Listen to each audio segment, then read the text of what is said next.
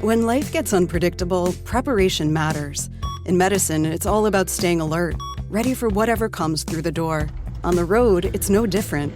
That's why Volvo designs vehicles to help anticipate risk, reduce harm, and protect lives. The Volvo XC90's advanced safety systems inspire confident decisions wherever the road takes you. The Volvo XC90, for life. Proud sponsor of the Pit Podcast. Learn more at volvocars.ca/safety. It's been over a week now since the tragic fire in Old Montreal that has left death in its wake and missing people.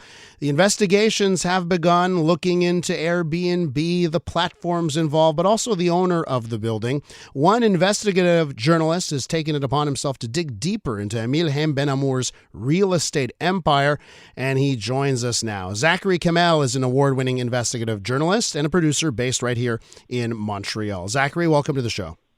Thanks for having me. So there are so many different angles to this story, this tragedy here. Tell me about what your focus has been in your reporting.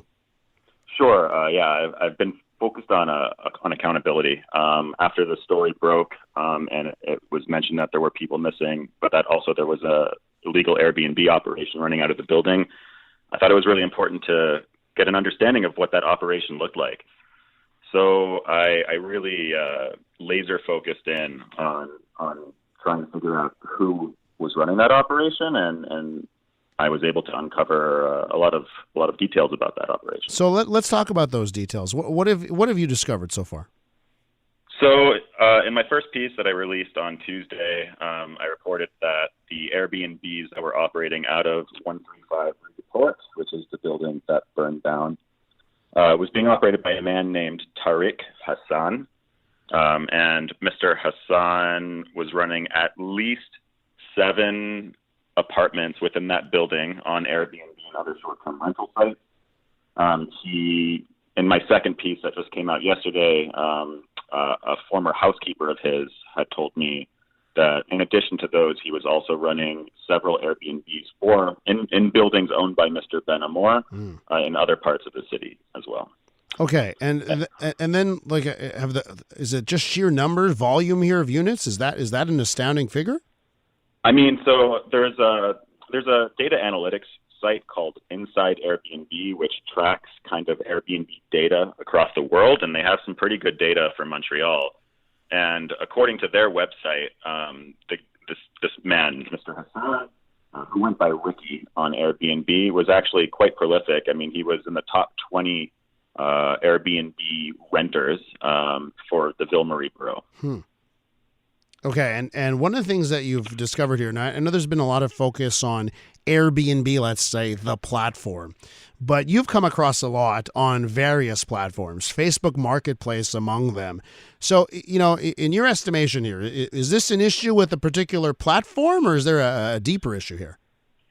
So I'm going to leave that up to the legislators. I mean, I think that I think more needs to be done in that regard for sure. But no, I mean, so, I was finding listings of Mr. Benamor's on Facebook Marketplace itself. They seemed to be for long-term rentals, which are, of course, legal. And so, Facebook Marketplace is one place that someone could list their apartment for rent.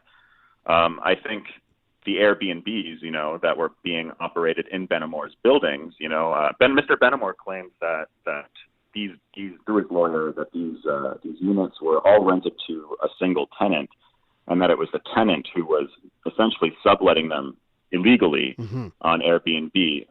But you have to ask yourself, why would a landlord rent out at least 16 of his own units to the same person? For what purpose?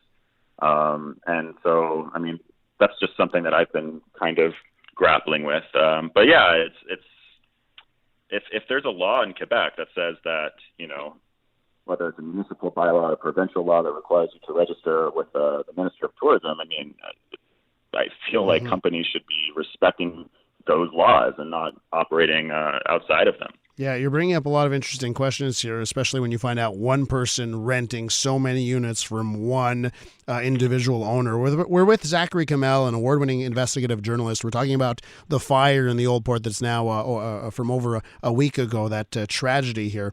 So, Zackary, one of the things, and I'm looking at some of your reporting, some of the stuff you've been posting online on this story, you found a post on Facebook Marketplace of all places, and it really is astounding. Why don't you describe to our listeners what you found?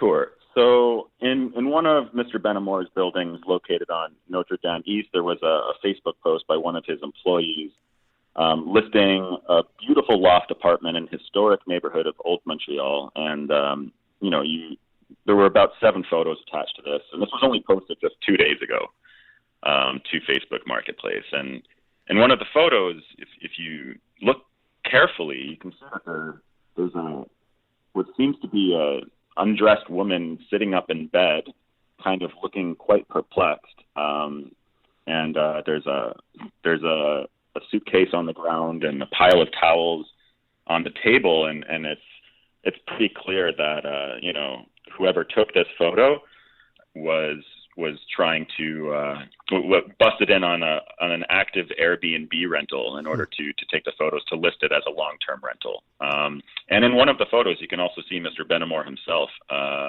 at the door with his handyman, Chris. Wow. Okay. So clearly some urgency there when you see how what it appears to be how quickly these photos are taken. We started off on accountability here, Zackary. So I want to end off on accountability as well. What do we know about what the landlord knew about safety issues? If any warnings were ignored, do we have any details there? Yeah, absolutely. So as I reported yesterday in Ricochet, we had multiple sources confirm that the landlord at the very least knew about these Airbnbs from the beginning and was also aware of a large amount of problems in the building. So, for instance, the housekeeper who I spoke with, who worked for Hassan within Benamor's buildings, basically told us that there were electrical problems, there were mice, rats, bed bugs, and that these issues were not only known by Benamor, but actively ignored. And those details were essentially confirmed by tenants of the building as well as his former employee. One of the things in your piece for Ricochet that was just so glaring here is this quote that the system here was designed so he could say that he had no clue, like basically a system that ensured plausible deniability. Is that what you're finding?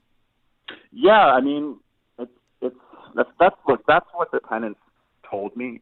And like I said earlier, when you think about why would somebody rent out 16 units to the same person? And we're talking about an attorney. Mr. Benamor is a lawyer based in Montreal. He's someone that clearly knows the law, and he's also someone that's broken the law in the past. He was convicted of tax fraud. And this is all easily findable on the internet. You just type in his name, and it's a Government of Canada link that pops up. So, I mean, this is someone that knows the law, but is also willing to break the law. And so, yeah, I don't know. I can't say definitively, that he was doing this, but other people have told me that this is why this was set up this way. A former tenant said specifically, like, this is the reason it was set up this way, was for plausible deniability. Zackary, thank you so much for coming on. I know people in this city want accountability in this matter, and thanks for shedding some light onto what you've found so far. I appreciate it. Thank you so much, and I really do hope that the families of the victims can get some closure soon. That is Zackary Kamel, an award-winning investigative journalist, and he's a producer based right here in Montreal.